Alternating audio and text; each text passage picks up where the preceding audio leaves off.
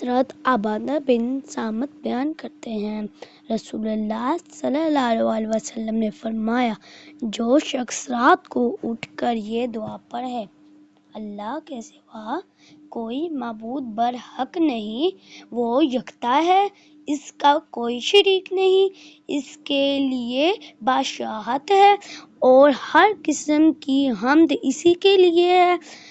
اور وہ ہر چیز پر قادر ہے، اللہ پاک ہے، حمد اللہ ہی کے لیے ہے، اللہ کے سوا کوئی معبود برحق نہیں ہے، اللہ بہت بڑا ہے، گناہ سے بچنا اور نیکی کرنا محض اللہ کی توفیق سے ممکن ہے۔ پھر وہ یہ کہے، میرے رب مجھے بخش دے، یا فرمایا پھر اس نے دعا کی تو اس کی دعا قبول کی جاتی ہے، اگر وہ وضو کرے اور نماز پڑھے تو اس کی نماز قبول کی